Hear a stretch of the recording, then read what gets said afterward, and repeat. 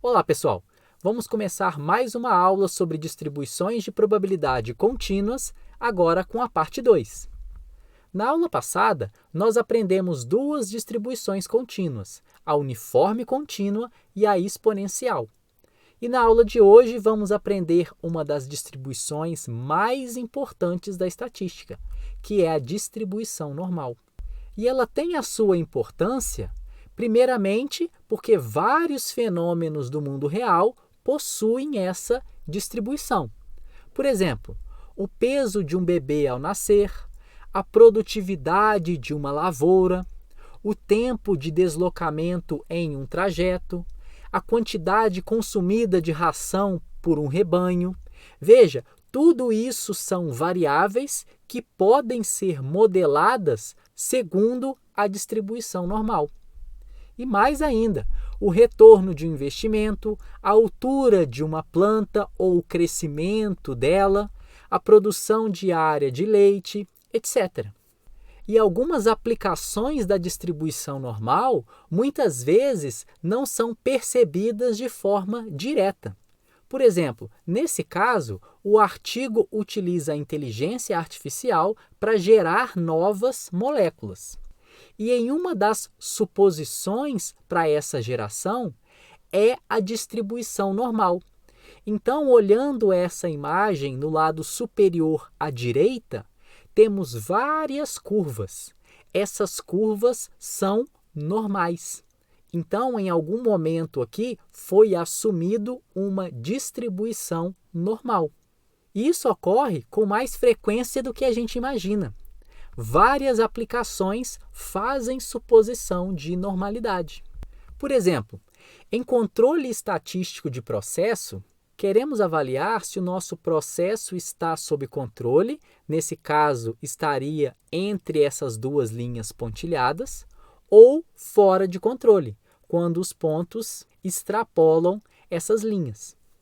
Nesse caso, fazemos também a suposição de normalidade em algum momento.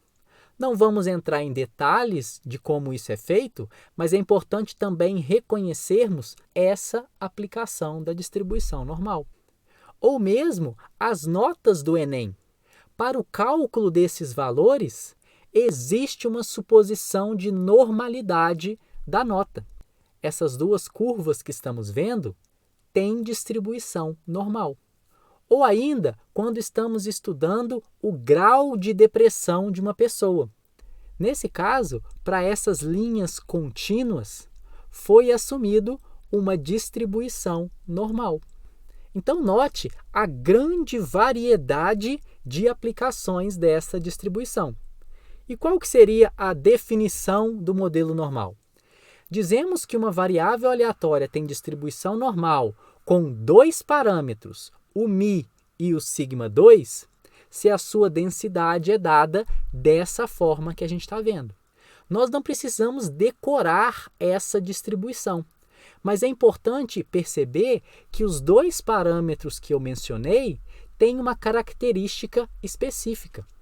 O μ representa a média e o σ2 representa a variância. Então, a notação é dada dessa forma: x tem distribuição normal, com média μ e variância σ2.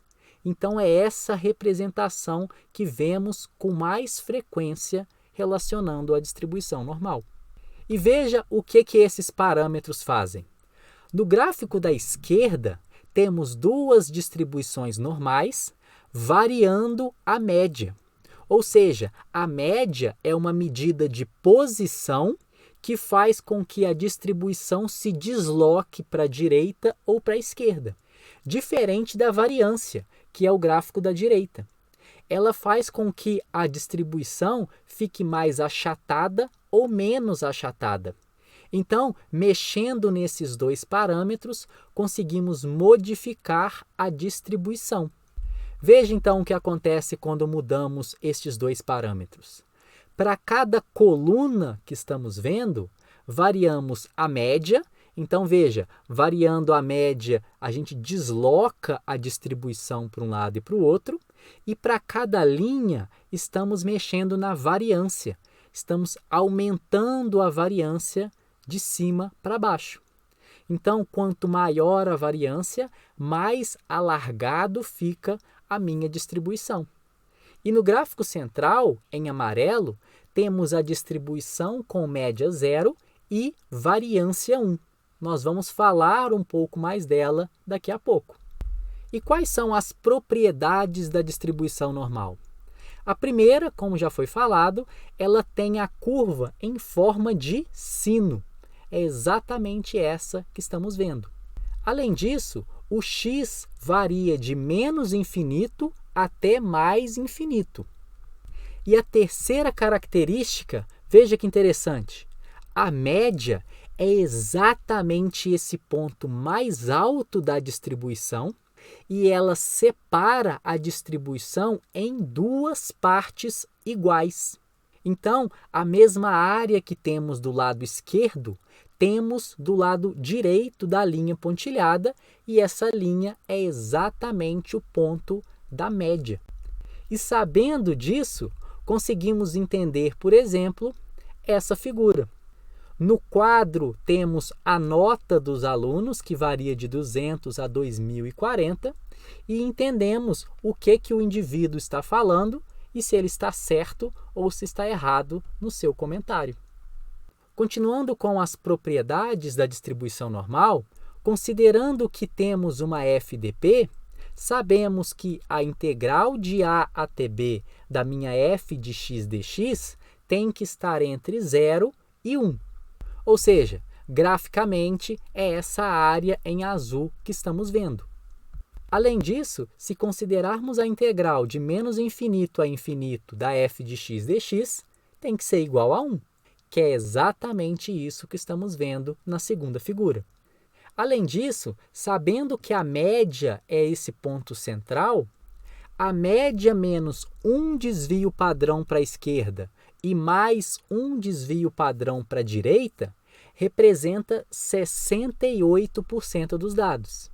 Se considerarmos dois desvios padrão, 95% dos dados, três desvios padrão, um pouco mais de 99% dos dados estão dentro deste intervalo de mi menos 3 sigma, lembrando que o sigma é o desvio padrão, e mi mais 3 sigma.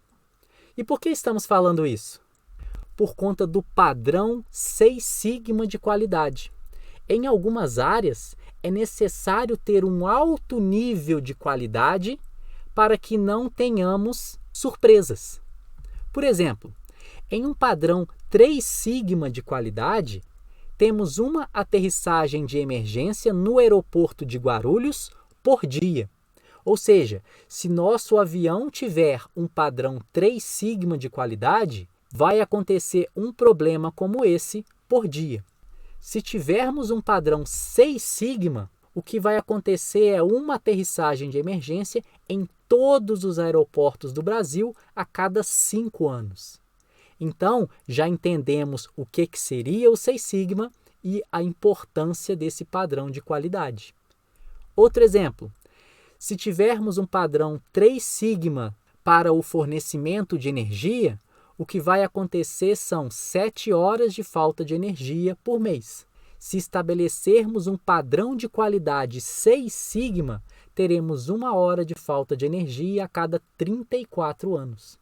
Ou ainda, 15 minutos de fornecimento de água não potável por dia, se o nosso padrão de qualidade para a água é 3 sigma, e o padrão 6 sigma seria 1 minuto de fornecimento de água não potável a cada 7 meses. Então, apresentamos esse slide para que compreendam a importância de um alto padrão em algumas áreas e o significado desse 6 sigma, que tem relação com a distribuição normal e significa que 99,999997% das ocorrências estarão dentro do controle de qualidade e somente o complementar disso que sairá do controle. Então, terminamos aqui essa primeira aula sobre distribuição normal. Na próxima, aprenderemos mais outras informações sobre essa distribuição.